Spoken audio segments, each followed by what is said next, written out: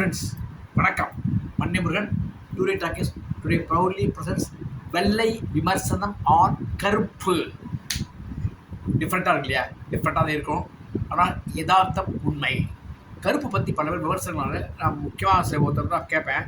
அதெல்லாம் யதார்த்தமானதான் இல்லை, அதெல்லாம் நடைமுறை சாத்தியம் இல்லாதது, அந்த காலத்தில் இந்த காலம் சாமி இருக்குது, அது இல்லை, இதாக போயிட்டுருக்கு அப்படிங்கிற மாதிரிலாம் ஒருத்தர் கமெண்ட் கொடுத்துருந்தாரு. சரி, ஓகே. என்னை பொறுத்தவரையிலும் வெள்ளை அறிக்கையாக நான் கொடுப்பது, வெள்ளை விமர்சனமாக நான் வைப்பது, கருப்பு முழுக்க முழுக்க யதார்த்தமான படம். Hats off to SR Balaji. Okay, hats off to Abhayankar சின்ன பையன். அபயங்கர் சின்ன பையன் தானே, ரைட். ஏன்னா படம் கருப்பு படத்துக்கு பாட்டு போடுறதுங்கெல்லாம் கஷ்டம். என்னுடைய ஒப்பீனியன், ஆத்மார்த்தமான ஒப்பீனியன், இந்த படத்துக்கு இளையராஜா மியூசிக் போட்டுக்கணும்னு நான் விருப்பப்பட்டேன். 1 கோடி 2 கோடி டிஃப்ரென்ஸ் இருந்துக்கலாம். இது ஸ்மால் பட்ஜெட் படம்னு சொல்கிறாங்க. அதை கொஞ்சம் பாலாஜி கன்சிடர் பண்ணி போட்டு அது இளையராஜா கொடுத்தா வேறு மாதிரி கொண்டு வருவார். இந்த பையன் கொஞ்சம் கருப்பு கொஞ்சம் உக்கரம் தானே, நன்னாவும் பண்ணியிருக்கான். ஓகே, அதுக்கு ஹேட்ஸ் ஆஃப் டு உபயங்கர் அவன் பேர் வச்சுங்க, ரைட்டு. அப்புறம் இந்த படத்தின் வாயிலாக பாலாஜி சொல்கிறது என்ன? அதாவது சார், ஒருத்தர் சொன்ன சனாதன தர்மம் அப்படிங்கிறது வாழ்வியல் தர்மம், வாழ்க்கையில் நம்ம அன்றாடம் கடைபிடிக்கக்கூடிய தர்மம். தர்மம் அதாவது சத்தியம் வத, தர்மம் சர. சத்தியத்தை உண்மையே பேசு, அறம் செய், தர்மத்தை செய். இது இன்றைக்குமே வாழ்நாள் முழுவதும் யுகமாக கடந்தாலும் இந்த உண்மை மாறாது, இந்த தர்மம் மாறாது. இதை போதிப்பது தான் சனாதன தர்மம். அந்த வழியில் தான் நாடு நடந்துருக்கு, ஜென்ம யுகங்களாக போயிட்டுருக்கு. இதை சொன்னது யாருன்னா ஓங்காரானந்த சுவாமிகள். ஒரு ட்ரிப் நான் டிவியில் கேட்டேன்னு நினைக்கிறேன். அவர் இப்போ இல்லை, இறந்து போயிட்டார். அந்த மாதிரி வாழ்வியல் தர்மம்னு இருக்கு இல்லையா, அதில் அவங்க சொல்கிறாங்க இல்லையா, சனாதி கொசு மாதிரி, ஈ மாதிரி, எறும்பு மாதிரி, நம்ம சொல்கிறாங்க, தேனி மாதிரி கொண்டு விடுவோம் அப்படின்னு சொல்கிறாங்க இல்லையா, டெங்கு மாதிரி, மலேரியா மாதிரி, கொரோனா மாதிரி. அது ரைட்டு, ஓகே. அதில் சாதி பிரிவினை, ஏற்ற பேதங்க, தாழ்வு அப்படிங்கிற பேதம், அதை நான் விரும்பவில்லை. அதில் எனக்கு உடன்பாடு கிடையாது. தர்மத்தை நான் ஏற்றுக்கொள்கிறேன். அதில் பேதம் யார் ஏற்படுத்துகிறாங்க, எப்படி வந்தாலும் நமக்கு தெரியாது. ஒவ்வொருத்தரும் ஒரு கதை விடுவோம், அந்த கதையை நான் கேட்க விருப்பப்படவில்லை. என்ன மனசை சொல்லிடுறேன், ரைட்டு. ஏன் இதை எப்படி சொல்கிறேன்னு கேட்டிங்கனாக்க, இதில் பாலாஜி 3 விஷயங்களை சொல்லியிருக்காரு. உலகத்தில் வாழக்கூடிய வாழ்வியல் ஒவ்வொருத்தரும் இந்தியாவிலேருந்து உலகம் முழுக்க சனாதன தர்மத்தின்படியால் வாழ்கின்றான். 2வது, உதயநிதிக்கு சொந்தக்காரர்னு சொல்கிறாங்க. திராவிடத்தை பற்றி ரொம்பவும் அக்கறை உள்ளவர்னு சொல்கிறாங்க. ஆஸ்திகத்தை கற்பிக்கின்ற அந்த பார்ப்பனர்கள்னு சொல்லக்கூடியவர்களுக்கு மேலே வெறுப்பாக உள்ளவர் அப்படின்னு சொல்லிக்கிறாங்க. எனக்கு தெரியாது, அவர் கேள்விப்பட்டேன் அப்படின்னு சொல்கிறாங்க. இவர் அந்த சனாதன தர்மத்தை உயர்த்தி கொடுத்துருக்கிற கருப்பு மூலமாக அப்படிங்கிறத படம் பார்த்தோம், அசந்துவிட்டேன்.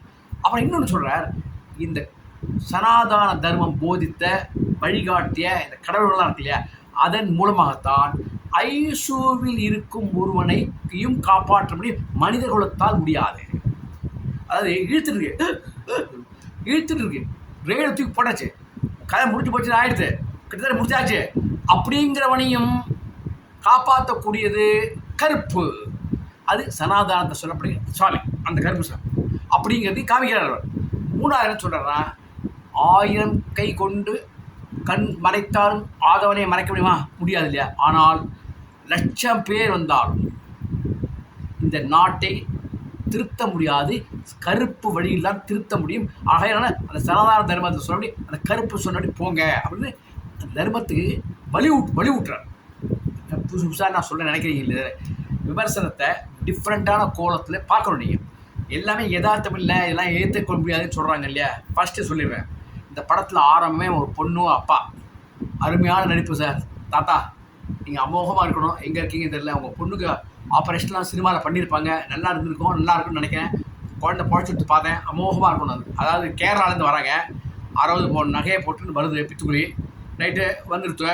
வந்தோடனே ஒரு ட்ரெயின் இடத்த நிற்கும், எப்போதுமே ஒரு ஸ்டேஷனுக்கு முன்னாடி கிளியரன்ஸுக்காக நிற்கும். அப்போ கரெக்டாக ஏறுவோம். இதெல்லாம் யதார்த்தம். ஒரு ஆஸ்பத்திரிக்கு போகிறாங்க, யதார்த்தம். குழந்தைய திருடுறாங்க, யதார்த்தம். நல்லா கேட்டுங்க, இது நடந்தது. அப்போ அந்த பொண்ணுக்கு அந்த அம்மா சொல்கிறாங்க, எங்கம்மா நீங்கள் பொண்ணுடைய கரிசனாக கேட்குறாங்க. இவர் சென்னைக்குங்கிறப்பல, இதுதான் சென்னை, இங்கே இறங்கி ஆட்டோவில் அப்படின்னா சென்னை பக்கத்து உங்கள் நீங்கள் கேட்குற இடம் வந்துடுறோம் அப்படின்னு சொல்கிறாப்புல. இதுகள் பித்துக்குடிகள் இறங்கி விடுகிறது. அது பேசின் பிரிட்ஜ், சென்ட்ரல்லாம் இறங்கணும், பேசின் பிரிட்ஜ். அப்போ ஆட்டோக்காரன் நிற்கிறான். அந்த அம்மா சொன்னது 80 ரூபாயோ 90 ரூபாயோ, இவன் 900 ரூபா கேட்குறான். நான் இப்போ சொல்கிற ஒரு விஷயத்தை தப்பாக நினச்சிக்காதீங்க.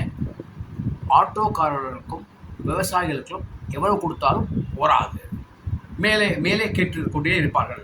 ஏனென்றால் ஒருவன் இந்த உலகத்தையே படைப்பவன். விவசாயி இல்லைன்னா உலகம் கிடையாது. இத்தனை ஜென்மம் பல விதங்களாக மனிதர்கள் வாழ்ந்து கொண்டிருக்காங்கன்னா சாப்பாடு பூவா யார் போடுறா? விவசாயி. நியாயம் இருக்கா? நியாயம் இருக்குது. அதே மாதிரி ஆட்டோக்காரன் டெஸ்டினேஷனை கொண்டு விட்டுருவான். நம்மளை இடத்துல எந்த இடத்த போய் சேர்க்கணுமோ அங்கே சேர்த்து விட்ருவான் இல்லையா? அதுக்கு கேட்குறான், கூட கேட்குறான். Okay right. இவர்கள் திருப்திப்படுத்த முடியாது, கேட்டே தான் இருப்பாங்க. அவங்க எவ்வளோ கொடுத்தாலும் போறாது. அதுதான் இறைவனுடைய படைப்பு வேண்டிய ரகசியம். அதனால சரி விட்டுருவான். அப்போ என்ன பண்ணுறான், இவ குறைக்கிறாங்க, அது அவன் முடியாதுக்கிறான். கரெக்டாக ஈஸ்ட் டைரக்ஷன் 2 பேர், வெஸ்ட் அது 2 பேர், நார்த் அது 2 பேர், 4 டைரக்ஷன், 4 திசையம், 4 திக்கிலையும் காமிக்கிறாங்க. 2 பேர் முகமணி போட்டு வரான். எதுக்காக? அன்பே, ஆறுயிரே, கண்ணே, தாத்தா, உன் தூக்கி நான் முதல்ல தூக்கி வரேன், வாங்க பொண்ணே அவனை ஹாஸ்டல் சேர்த்து விட்றேன். அதுக்காகவா? நகை ஐயா நகை. கொள்ளையடிப்பதற்காக வருகின்றார்கள். இன்றைக்கி கொள்ளை இல்லைன்னு சொல்லுங்கள். இன்றைக்கி குழந்தைய ஒருத்தர் ரேப் பண்ணலன்னு சொல்லுங்கள். ஒரு 60 வயசு கிழவி ஒருத்தர் பக்கத்தில் இருக்காங்க ரேப் பண்ணல, நீங்கள் பேப்பரில் வரலன்னு சொல்லுங்கள். இது யதார்த்தம் இல்லையா? எதாவது நடக்கலையா? பாலாஜி கரெக்டாக சொல்லியிருப்பான். நீ கரெக்டாக நீங்கள் யதார்த்தமாக பேசியிருக்க. சரி, அவன் தூக்கிட்டு போடுறான். உடனே கோர்ட்டு, போலீஸ் கேஸ். இந்த போலீஸ்காரமாக கேட்குறது என்ன, மெட்ராஸ்லாம் எங்கேன்னு தெரியாது, சென்ட்ரல் எங்கே தெரியாது, பேசின் பிரிட்ஜா இறக்குவாங்க அப்படின்னு சொல்லிட்டு அதுக்கான ஏற்பாடுகள் பண்ணித்தரேன் அப்படிங்கிறது. அந்த பொண்ணுக்கு உயிருக்கான ஆபத்தான நிலைமை, லிவரோ என்னவோ மாற்றியாகணும் போல இருக்குது. அதுக்காக வந்திருக்காரு. அப்போ ஈவ இறக்கமற்ற தன்மை கொண்ட ஒரு, அதாவது புத்தர் போதித்த, பல பெரியவர்கள்லாம் போதித்த, பெரிய ஞானிகள்லாம் சொன்ன, கிருஷ்ண பரமாத்மா சொன்ன அதிக உற்சாகமும் வேண்டாம், அதிக துக்கமும் வேண்டாம். அதாவது இரவையும் பகலையும் ஒன்றாக நினை, சமபாவத்தோடு இருக்கக்கூடிய அந்த மாதிரி இன்ஸ்பெக்டர். நீ என்னதான் அழுதாலும், என்னாலும் கெஞ்சினாலும், உயிரே போகிறது, எனக்கு ஆப்ரேஷன் பண்ணாலும் வேணும்னு கேட்டாலும் சமபாவத்தோடு அப்படியே இருப்பாங்க. அப்புறம் அதுதான் அந்த டிபார்ட்மெண்ட்டு. புரிஞ்சா உங்களுக்கு? ரைட்டு. அங்கே வேலை பார்க்கக்கூடியவங்களாம் எப்படி இருப்பான்னு தெரியும் உங்களுக்கு. அவர்களுக்கெல்லாம் நமக்கெல்லாம் கை இப்படி தோண்டிட்டு இருந்தாங்க. அவங்களுக்குலாம் இறைவன் படைப்பில் இது போல் 3 பங்கு நீர் இருக்குது. அது எனக்கு என்ன காரணம்னு நமக்கு தெரியாது. அது இறைவன் படைப்பு. ஓகே, அதையும் நம்ம சொல்லப்படாது. அது ரைட். அப்போ நகையை தேடி கண்டுபிடிச்சி 4-5 நாளில் கொடுத்து விட்றாங்க. எங்கே எப்படி கண்டுபிடிக்கிறாங்கன்னா, அவர்களே திருடர்களை வைத்து கொள்ளையடிக்க வைத்து அவர்கள் மூலமாகவே அந்த கொள்ளை பணத்தையும் நகைகளையும் ஸ்டேஷனில் ஒப்படைச்சு கடைச்சி கொடுத்துன்னு சொல்லி அது ஒரு 20 பவுனோ 15 பவுனோ ஆட்டையை போட்டு மீதியை கொடுக்குறதே அவருக்கு ஷாக் ஆகிடுது. அந்த அம்மாவுக்கும் ஷாக் ஆகிடுது. ஏன்னா லட்சங்களில் வந்துருக்கு ஆப்ரேஷன். இன்னைக்கு உயிருக்கு உலை வைக்கக்கூடிய ஒரே ஒரு இடம் ஆஸ்பத்திரி. புரிஞ்சவங்களுக்கு? அதாவது பெட்டிக்கடையில் போய் நீங்கள் சாமான் வாங்கினீங்கனாக்க ஓரளவுக்கு சுமாராக இருக்கும். மாலில் போய் சாமான் வாங்கினீங்கனாக்க கேரண்டி கிடையாது. ஏன்னா உட்காந்துட்டு ஒரு 4 மணிக்கு நைட்டு மணி உட்காந்து லேபிள் மாற்றினா இருப்பான். டேட் ஆஃப் எக்ஸ்பைரி மாற்றினா இருப்பான். நான் பார்த்துருக்காங்க. ஒரு மாலில் போனேன், டேட் ஆஃப் எக்ஸ்பைரி வந்து மாற்றிட்டு இருக்கான், மேலே ஒட்டிட்டு இருக்கான், 1 வருஷம் எக்ஸ்ட்ரா பண்ணுறான். அப்போ அதை பெட்டி கடைக்காரன் பண்ண முடியாது. பெட்டி கடைக்காரன் ஓப்பன் ஸ்டாக்கில் வச்சு விற்கிறான். பார்த்தீங்களா? அது பெட்டர். ஆனால் இந்த மாதிரி பெரிய பெரிய மருத்துவமனைலாம் நீங்கள் போனீங்கன்னாக்க நீங்கள் நரகத்துக்கு போயிட்டு திரும்பி வர மாதிரி தான். அது வந்தீங்கன்னா உண்டு, இல்லையா மோட்சம் அவர் எடுத்து போயிட்டே இருக்கணும். அது மாதிரி படைப்பு இருக்குது. அது மாதிரி ரைட். இப்போ அந்த அம்மாவுக்கு ஒரு வக்கீல் வேணும். போலீஸ்காரருக்கு உடனே கொடுக்க மாட்டாங்க, ஜென்ரலாகவே கொடுக்க மாட்டாங்க. ஏன்னா அவர் போலீஸ்காரர் கரெக்டாக சொல்லுவார், நீ வாங்கிக்கல, நான் கொடுக்கலன்னு சொன்னால் எனக்கு ஆதாரம் இருக்கிறேன், கோர்ட்டுலாம் வந்தாலும் நீ எஃப்ஐஆர் ஃபைல் பண்ணியாச்சுல, கோர்ட்டில் போய் வாதாடு.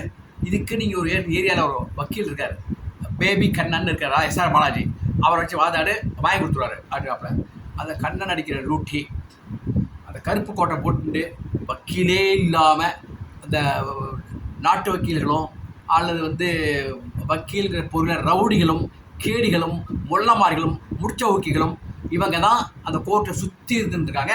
அந்த சுற்றி இருக்கிற கோர்ட்டுக்குள்ள தான் நீதி பரிபாலனை பண்ணணும். நீதி பரிபாலனை எப்படி பண்ணுவார்னா, பாலாஜி பேபி கண்ணன் என்ன சொல்கிறாரோ அதுதான் நீதி.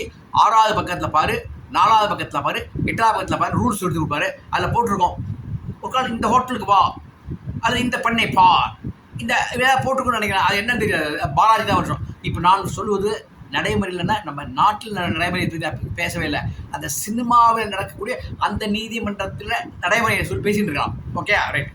அப்போ ஜட்ஜ்மெண்ட் யாருக்கு ஃபேவர் ஆகும்? பாலாஜி சார் தான் ஃபேவர் ஆகும். பாலாஜி அவர் ஈஸியாக ஜட்ஜ்மெண்ட் வாங்கிடுவாரா? வாங்க மாட்டார். ஒரு 108 கிலோ ஒரு தலைக்கு ஒரு அவருக்கு சுற்றி ஒரு 20-25 பேர் இருப்பாங்கன்னா, வேண்டுதல் மாதிரி 108 கிலோ பிரியாணி, சிக்கனோ மட்டனோ ஏதோ ஒன்று அதை வாங்கி சாப்பிட்டு அந்த கட்சிக்காரன் வரவனை வந்து கிட்டத்தட்ட நல்ல முடியாதுன்னா முக்கால் தலையை மொட்டை அடிச்சுடுவான்.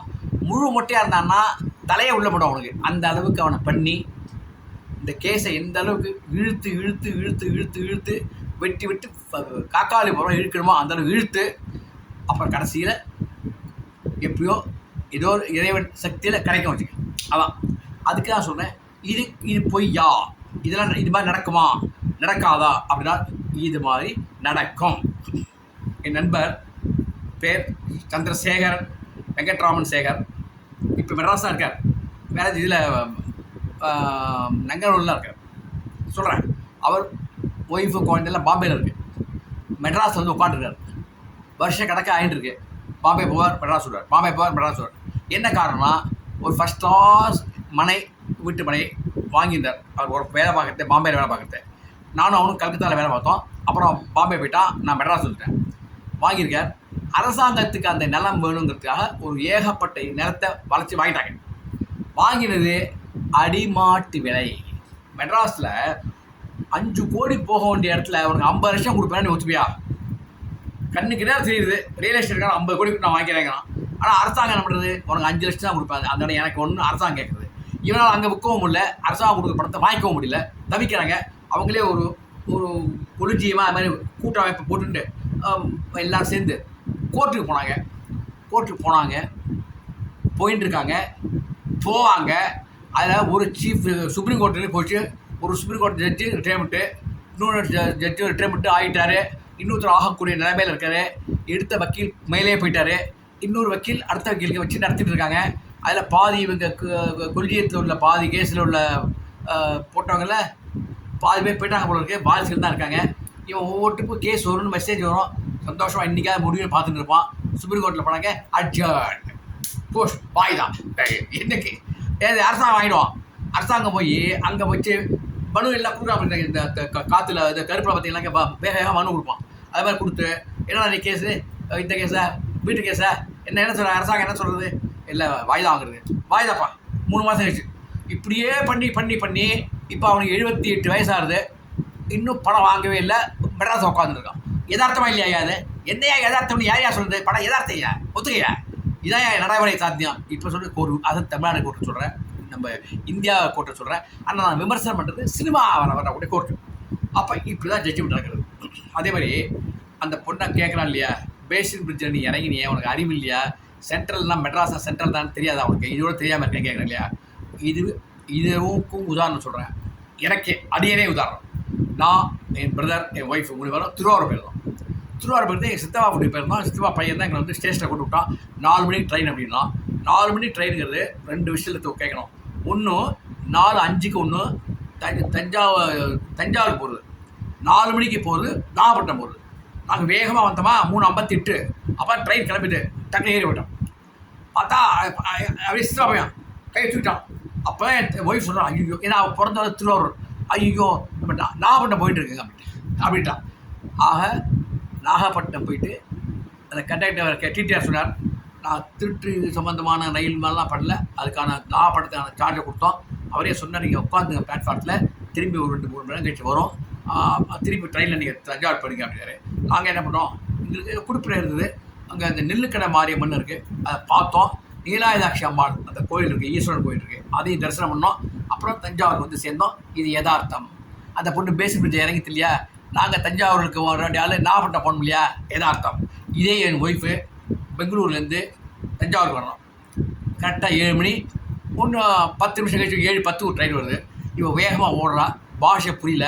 அந்த 7 மணி கிளம்புற சமயத்தில் காலை வைக்கிறா, ஏறிட்டா. உள்ளுக்குள்ளே போனால் அது கொச்சின் எக்ஸ்பிரஸ். அடுத்த பிளாட்ஃபார்ம் 7:10க்கு மயிலாடுதுறை எக்ஸ்பிரஸ். மிஸ் பண்ணிட்டோம்னா கொச்சினுக்கு போயிட்டான். கொச்சினுக்கு போக முடியாது, இப்போ டிக்கெட் கிடையாது. இவர் மயிலாடுதுறை எக்ஸ்பிரஸ் டிக்கெட் தான் இருக்குது. அப்போ கையில் வந்து பர்செல்லாம் அடியில் உள்ளுக்குள்ளே வச்சுருக்கா, பெட்டிக்குள்ளே.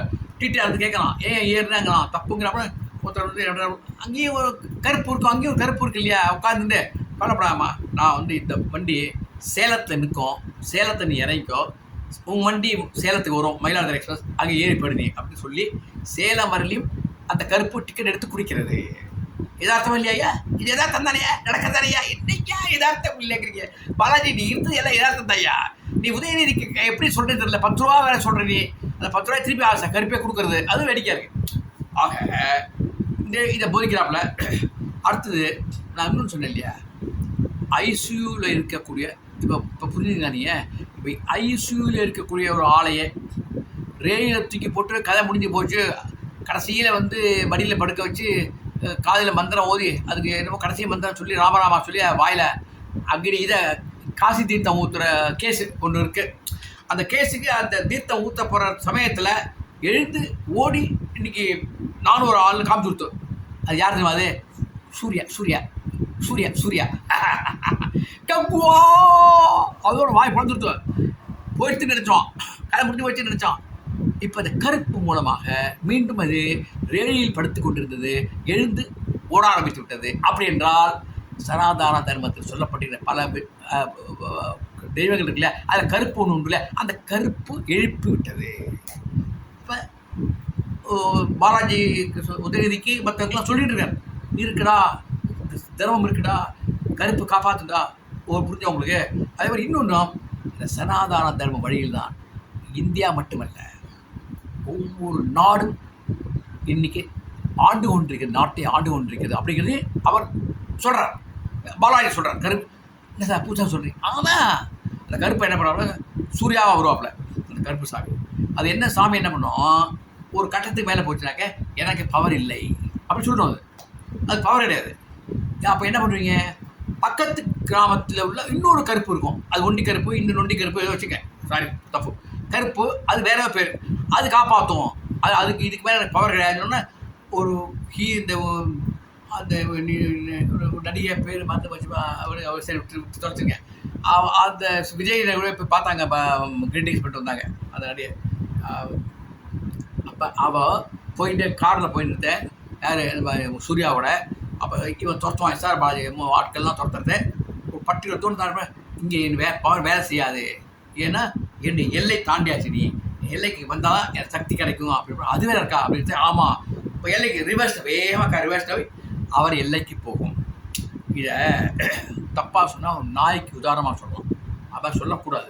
ஏன்னா ஒரு நாய்க்கு மட்டும்தான் என்ன ஒரு ஒரு எல்லை இருக்கும், இந்த எல்லை வரையும் ஒரு நாய் இருக்கும், அதுக்குள்ளே என்ன கடையில் சாப்பிட்ருக்கோம், பக்கத்து தெரு நாய் வந்து தொலைச்சி எடுத்துப்போம். அது ஒவ்வொரு நாய் ஒரு ஏரியா வச்சு அந்த ஏரியாவில் குறைச்சிட்ருக்கோம்.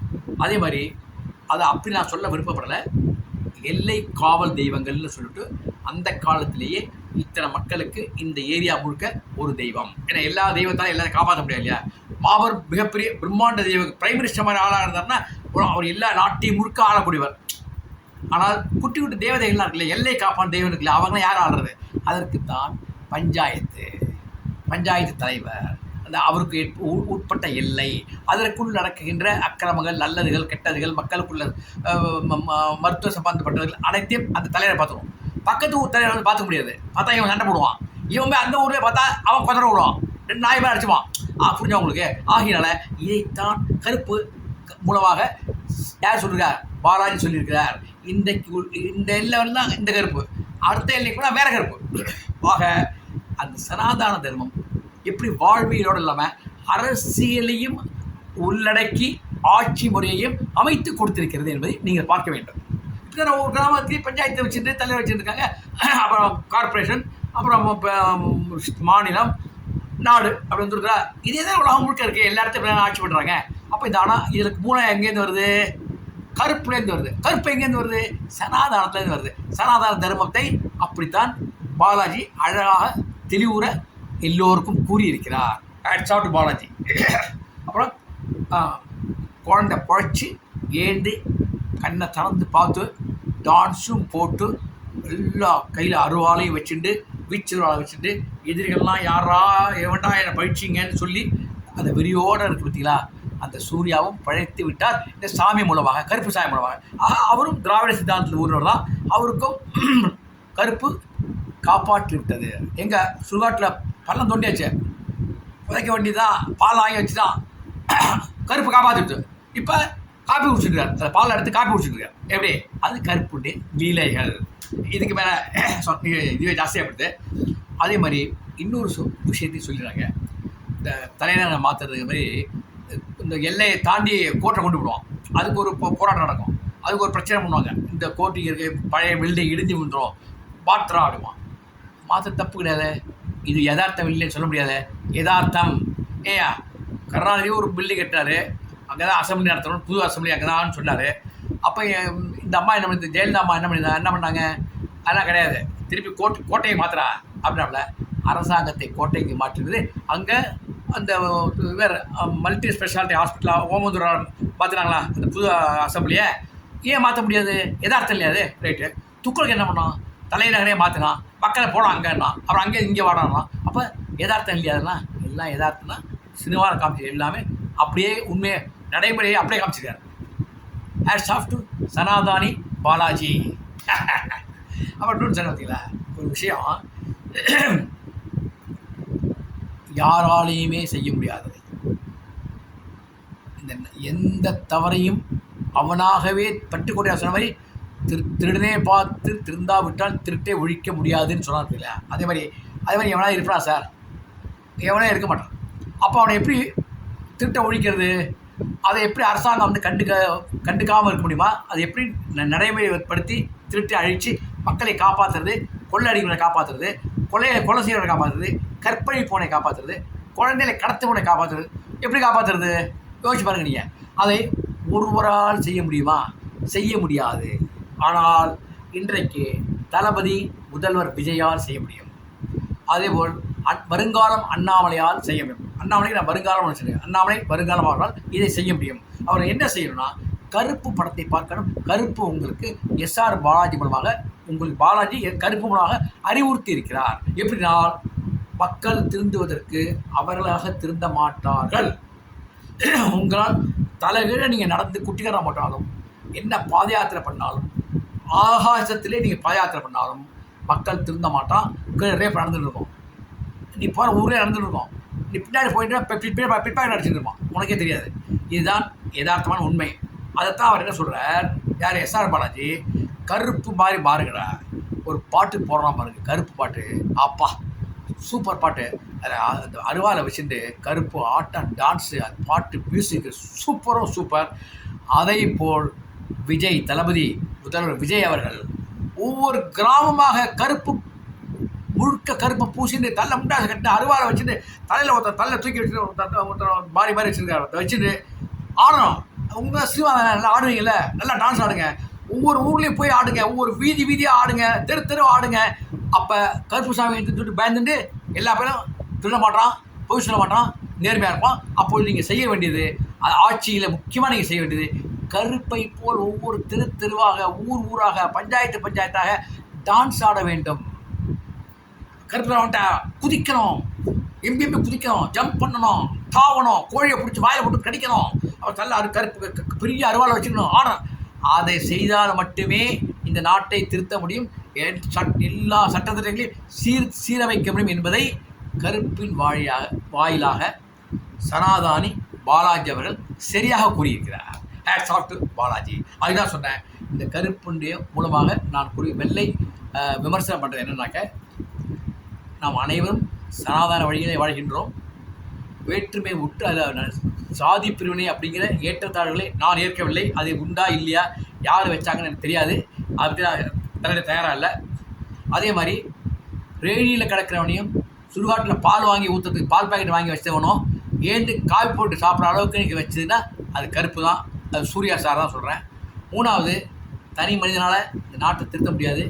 கருப்பும் போல் உலகத்தையே திருத்தறதுக்கு நீ கருப்பு மாதிரி ஆகி அந்த மாதிரி கையில் அருவாளை தூக்கிட்டு முண்டாவில் கட்டிட்டு கண்ணங்கரேன்னு இருந்து ரத்த கலரை மாதிரி இருந்து ஒரு ஆட்டமும் பாட்டமும் டான்ஸும் ஆடினா விஜய் நீங்கள் நல்லா ஆடுவீங்க, நல்லா ஆடுனீங்கன்னா மக்களை திருத்தலாம், தமிழ்நாட்டை மாற்ற முடியும். இதுதான் மாற்றம். இந்த மாற்றத்தை உங்களால் தான் கொண்டு வர முடியும், வேறு யாராலும் கொண்டு வர முடியாது. வருங்காலம் அண்ணாமலை கொண்டு வர முடியும். அவரும் இப்போ ஆடுறதுக்கு தயார் பண்ணிக்கணும். சனாதன வழியில் அவரும் நடக்கணும் ஆரம்பிக்கணும். இப்போ இந்த ஜாதி பாடலாம் பேச தயாரால ரேணியில் கிடந்தவனி பிழைக்க வைக்கிற மாதிரி உங்களையும் நாளைக்கு நீங்கள் அண்ணாமலை அவரும் பிரைம் மினிஸ்டர் ஆகலாம். ஓகே, இந்த விமர்சனத்தை பற்றி ஏதாவது கருத்துக்கள் இருந்தால் அவசியம் விழாவாரியாக எழுதவும் திட்டவும் வெய்யவும். ஆனால் மறக்காமல் ரைட்டராக இருந்தால் டிக் அடிங்க, மார்க் போடுங்க, டிக் போடுங்க, பகிருங்க, சப்ஸ்கிரைப் பண்ணுங்க, ஓகே, சப்போர்ட் பண்ணுங்க. அதுவே எனக்கு போதும். எனக்கு கருப்பு எனக்கு நல்ல பாடத்தை கற்று கொடுத்தது. சூப்பரான அருமையான படம். இது எல்லாம் யதார்த்தம்.